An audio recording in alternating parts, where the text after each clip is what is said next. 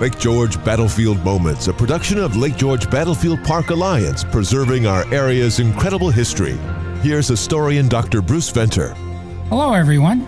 My name is Bruce Venter. I am a trustee of the Lake George Battlefield Park Alliance. Our guest today is Scott Haefner, who is the site manager at Fort Johnson, which is the home of Sir William Johnson. It's located just west of Amsterdam, New York, on Route 5. So welcome to our podcast, Scott. Thank you very much, Bruce. It's good to be here. So tell me a little bit about how you ended up at Fort Johnson. Oh, that's a long story.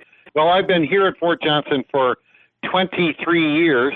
I started in local history in Schenectady, working in 1986, and moved through a number of organizations, spent 10 years in libraries and archives, and now more than 20, almost 30 years in historic sites. So it's been a journey. I moved very gradually west and been involved in a municipal historian and running libraries and archives. And so this area has been pretty much my focus for, as I said, the last 39 years. I'll have to tell you, Scott, Fort Johnson is one of my favorite historic sites. For years, I've enjoyed going there. There's something about it. It's not real glitzy, but it really brings you back into the time period of the 18th century. Do you agree to that? Yes. My short description is it's the 1749 home of Sir William Johnson, who was the British Commissioner for Indian Affairs. And so it was not only his home, but it was also an important military post and Indian council site of 1754 to 1763. It remains more or less intact. So it is, a frontier manor home and the seat of his operations during the French and Indian War.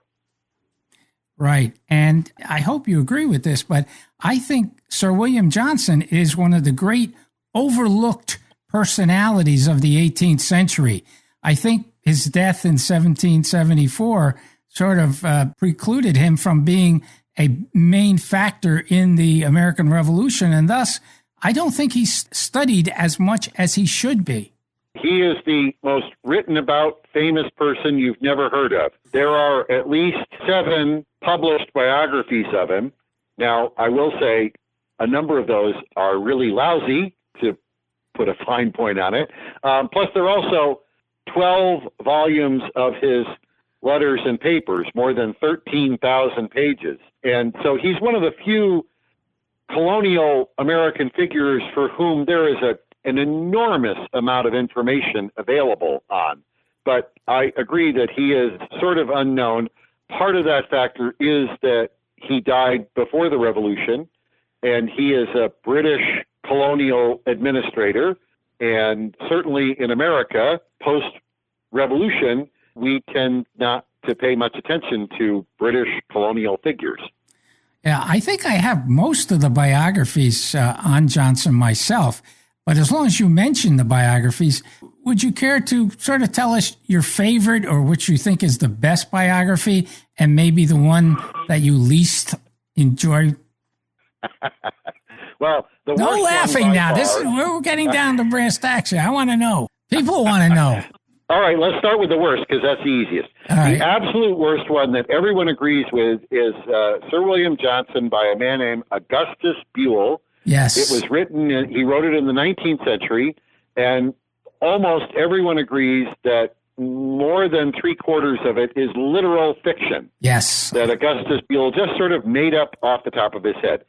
For myself, as I'm the senior docent, the senior tour guide here at Fort Johnson, and the most useful one to me is I like the rather classic biography, Mohawk Baronet, by James Thomas Flexner. Flexner was the first person to really have access to all the published volumes of the Johnson papers. And his biography is full of a wealth of sort of everyday details that are very helpful if you're trying to interest people during a tour. The other one I like is the most recent one, which is called White Savage. I say recent. It is now close to 20 years old. Right. But it's by an Irishman by the name of Fintan O'Toole. He was a reporter for the Irish Times, and his biography, which covers more or less the same stuff that Flexner does, but his biography talks about how Johnson's Irishness and his Irish background and the Ireland he grew up with shaped the person he became. And so that is very helpful for a different reason. Yes, the state historian, and I'm having a senior moment, if you can help me out, wrote he was going to originally write 2 volumes on Johnson. Oh. What's his name? Milton Hamilton. Milton Hamilton. I think Hamilton, that's excellent. It is. He's got all kinds of details. Milton Hamilton spent the greater part of his life working on William Johnson. And the first volume of his biography, which was the only one that was published, goes up to 1763. I like it. I agree. It's worth reading. He has something of an agenda. He was setting out to sort of conquer all the prevailing myths about William Johnson, of which there are a lot.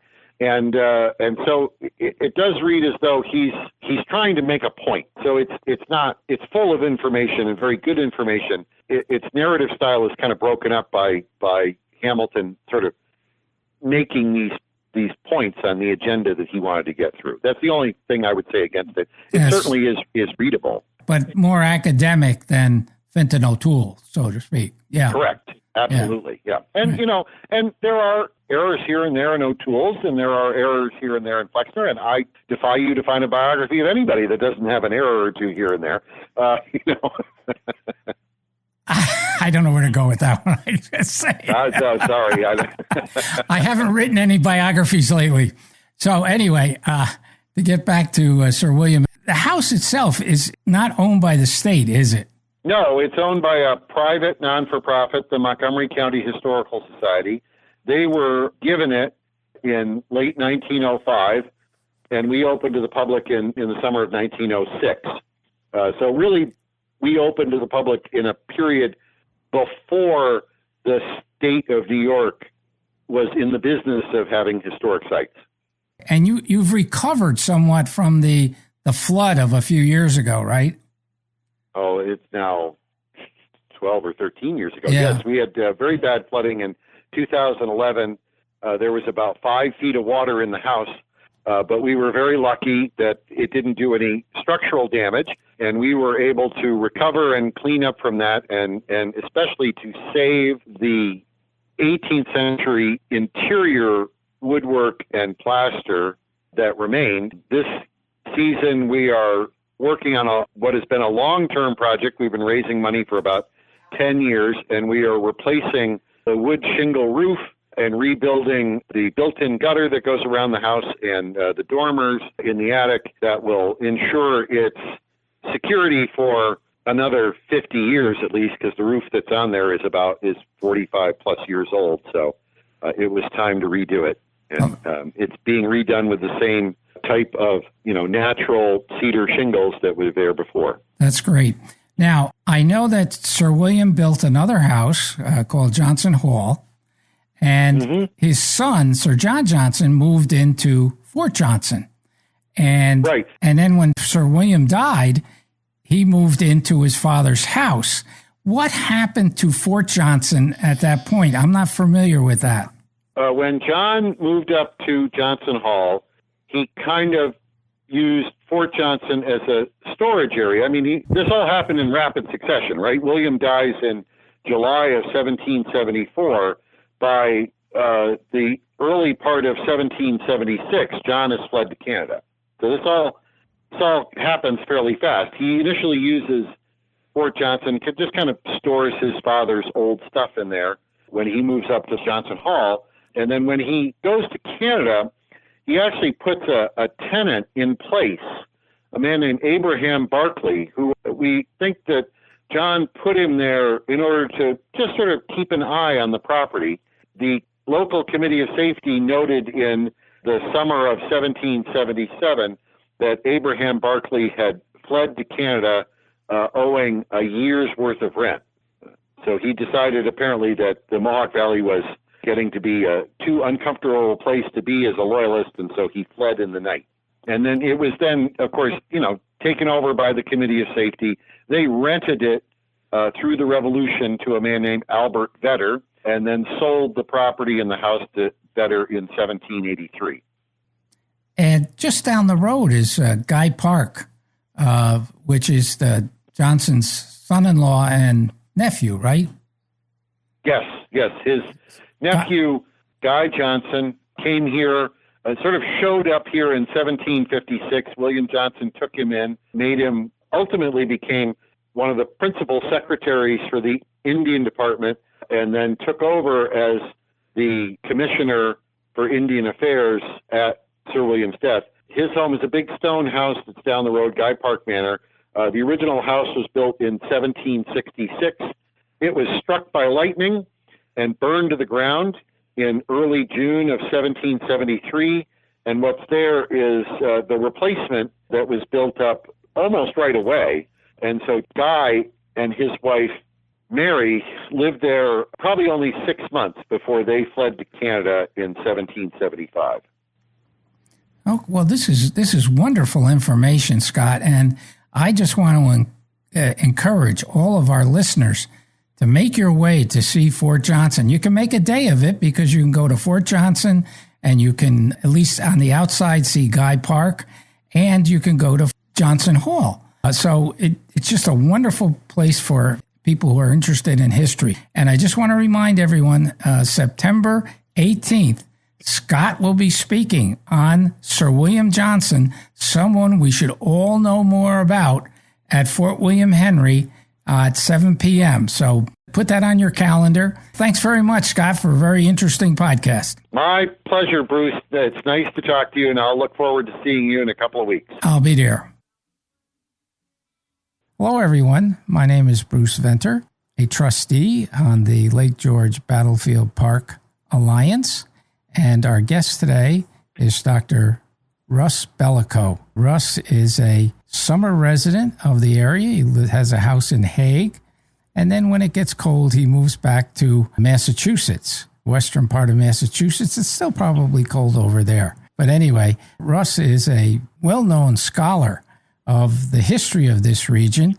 He has published a number of books, including Chronicles of Lake George, Chronicles of Lake Champlain. My favorite book that he's written, the Empires in the Mountains, about the French and Indian War and the American Revolution. So welcome to the podcast, Russ. Well, thank you for inviting me. I remember recently having a discussion with you about the quote-unquote massacre at Fort William Henry. A number of years ago, a fellow named Ian Steele, who is a professor was a professor up in Canada, he came out with a book called Betrayals, and he thought that he had the answer to what happened at Fort William Henry after it was surrendered to the French. He basically tried to downplay the idea of a massacre based on the research that he did into records of people being ransomed and what have you. But I think you have a different opinion on it. I'd like you to tell our listeners about your theory of the massacre. You know, Steele's book is an important book. He did a scholarly endeavor, but I did examine all of those sources and then some when I did Empires in the Mountains. Somewhat different viewpoint in terms of what you would call the aftermath of the surrender of Fort William Henry on August 9th, 1757. First of all, Steele's viewpoint is more of the Canadian viewpoint and a little more sympathetic view toward the Native Americans. There were about 1,800 Native Americans on this expedition with the French in 1757. They came from as far as the Mississippi Valley, the Great Lakes. Now, the reason was the French population was very small compared to the English population. The English colonists wanted land, and they were going to be taking Native American land. Whereas the French, in mid-century, 1750, were only about 55,000 in New France, today's Canada, where we were here in the English colonies, 1.2 million, and we wanted more land, and more colonists were coming over. The French really had a better relationship with the Native Americans, trading furs and such. They came to try to protect their lands further west from the English settlers. As a result of that, they did come on this expedition, but they did expect, as anyone that went to wars, even in the 20th century, they expected trophies of war and plunder. They were to go back to show their bravery by having possessions of the enemy. The honors of war, the settlement with the English by the French, they suggested that the Native Americans, agreed with the settlement. They would march out from Lake George to Fort Edward, the English and the provincial troops, with their baggage, with their arms, without ammunition, and one small cannon. Well, the Native Americans really acquiesced. They kind of listened, but they were going to listen to this. They actually got into the fort that very day, and they butchered some of the sick and wounded in Fort William Henry. They got in through the openings for the cannons. Unfortunately for them, they also butchered and scalped some of the sick, which had been sick with smallpox. By bringing those scalps to their villages, they spread smallpox. So that was just a byproduct of it.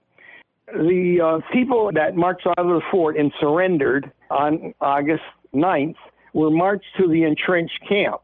Now, the importance of the entrenched camp is that actually more of the troops, and there were only 2,372 British and provincial troops. The provincial troops were Americans. They were the colonists, the colonial troops. In fact, there were only about 500 troops in Fort William Henry during the siege. 3/4 of them were the provincials, the Americans.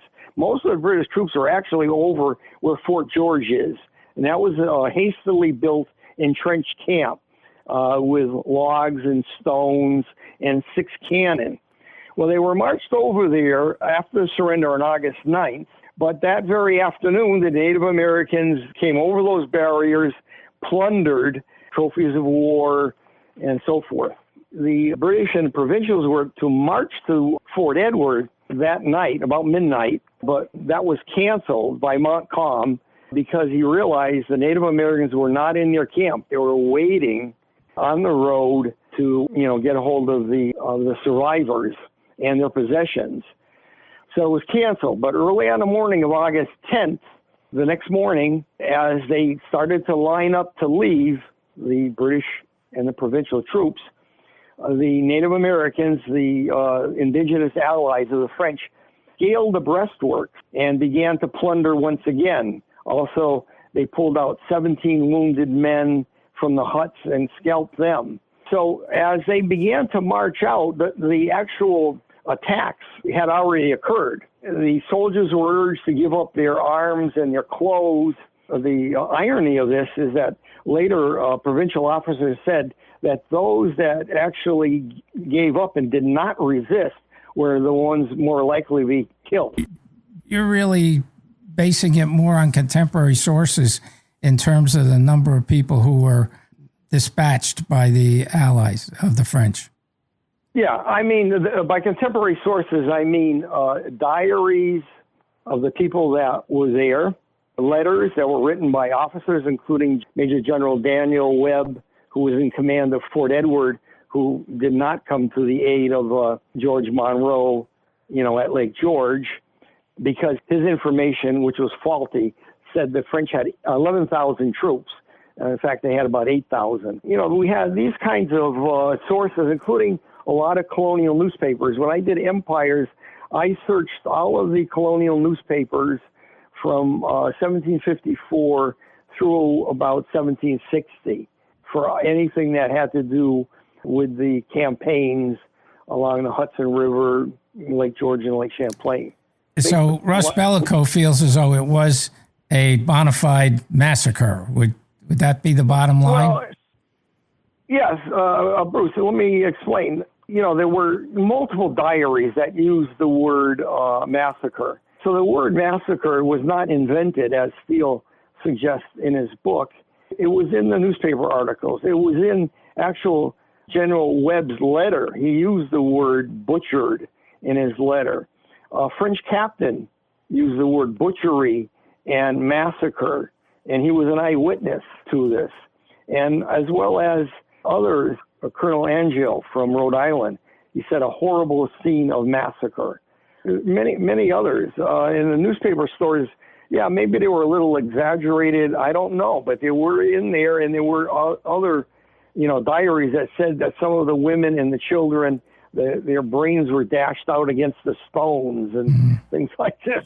Well, so this is probably a topic that we could continue to debate. This is great. Yeah, Bruce, what I'm trying to say is that the people that were there called it a massacre. So who are we in the 21st century now, to start saying, well, oh no, this really wasn't. The people that were there considered it that. And in 1760, 3 years later, when the last campaign on Lake Champlain began, Timothy Ruggles, who was a brigadier general in charge of all the provincial forces, the rallying cry when he addressed those troops at Crown Point just before they left was, "Remember the massacre at Fort William Henry." Wow, this was the rallying cry all through the colonies. That's right. These were people that were there. Yeah. Before we close out here today, I just want to make note that you were a moving force as a member and a trustee of the Alliance in getting the wonderful visitor center in the Lake George Park Commission building. And you worked tirelessly for years to get that accomplished. And I think you should take great credit for that. Well, there were a lot of people that got it over the finish line, and a lot of people that contributed to it in the Alliance.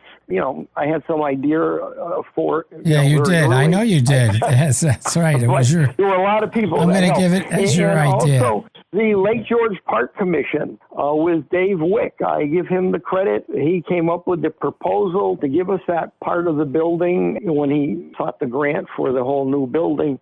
So that there was a lot of people involved in this. Well, you should be very proud, Russ, and we're happy that you're here in the summertime up at Hague to join in all the Alliance projects that we're working on. Even though you're not on the board anymore, you still show up and you're still going to lend us. I'm on the curation committee. You're on the curation. I know. That's the subject of another podcast. Interest. Okay. Yeah. So thank you very much, Russ. You did a great job today, and I think people learned a lot. Thank you very much. Okay. All right. Well, thank you. Lake George Battlefield Moments, a production of Lake George Battlefield Park Alliance, preserving our area's incredible history. For more information or to check out the latest podcast, go to lakegeorgebattlefield.org and listen live on Saturday mornings at 9:40 a.m. to Lake George Battlefield Moments on 93.5 Lake FM.